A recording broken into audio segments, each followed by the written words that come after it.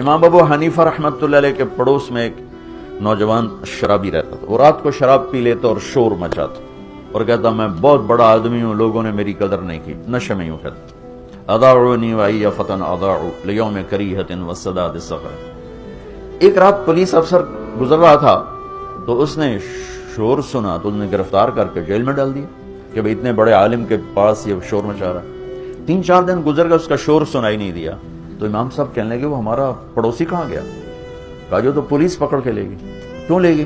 کہ وہ شراب کے نشے میں شور مچا رہا تھا تو انہوں نے آپ کی وجہ سے اس کو پکڑ کے ڈال دیا. صبح کا انتظار نہیں کیا, اسی وقت اٹھے اور اس پولیس افسر کے گھر پہنچ گئے. بھائی وہ میرے پڑوسی کو چھوڑ دو.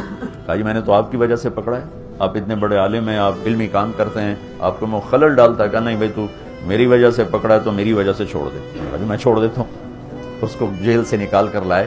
کہنے لگے کیوں بھائی تم کہا کرتے ہو نا میں بہت بڑا آدمی ہوں پر لوگوں نے میری کوئی قدر نہیں کی, تو میں نے تیری قدر کی ہے کہ نہیں کی؟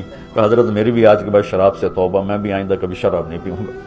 تو بھائیو ساری زندگی کو 3 چیزوں سے خوبصورت بنا لو. عبادات تو میں نے پہلے بتا دی, فرائض کی تو کوئی معافی نہیں. ایک سچائی جس بھی شعبے میں ہو سچ, دیانتداری جس کام میں ہو دیانتداری, انصاف, حسن سلوک. یہ 3 کام کرنے والا مجھے میرے رب کی قسم کھا کے کہتا ہوں یہ 24 گھنٹے کا نمازی.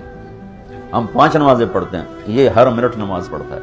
یہ دفتر میں بھی وہی ثواب پاتا ہے, یہ سیاست کی کرسی پر بیٹھ کر, صدارت کی کرسی پر بیٹھ کر, غلہ منڈی میں بیٹھ کر, بکرا منڈی میں بیٹھ کر, کھیت میں ہل چلا کر اور مسجد میں صف میں سجدے میں سر رکھ کر یہ اللہ سے ایک جیسا اجر پاتا ہے. یہ 3 کام اتنے عظیم کام ہیں, سچائی, دیانت, انصاف.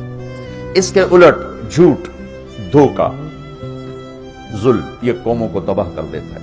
کسی بھی قوم کی ہلاکت کے لیے کبھی کوئی سازش کامیاب نہیں ہوتی.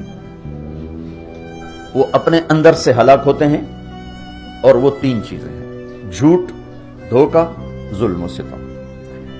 ایک فرد میں ہو, ایک قوم میں ہو, ایک ملک میں ہو, یہ برباد ہو جائیں گے. سچائی اور دیانت اور انصاف جس ملک میں, جس قوم میں, جس فرد, جس ادارے میں, اللہ اس کو عزت دے گا. جو سورج کی طرح چمکائے گا چاہے اللہ کا انکار کرتا. اور جو جھوٹ, ظلم اور زیادتی کا شکار ہیں وہ راتوں کو تہجد پڑھیں, دن میں روزے رکھے, اللہ ان کو ذلیل کر دے گا.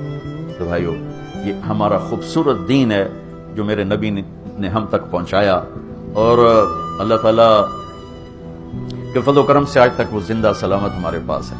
تو یہ تبلیغ اس کو سیکھنے کی ایک خوبصورت محنت ہے. اور اپنی 24 گھنٹے کی زندگی میں سچ کو زندہ کریں, دیانتداری کو زندہ کریں, حسن سلوک اور اچھے اخلاق کو زندہ کریں.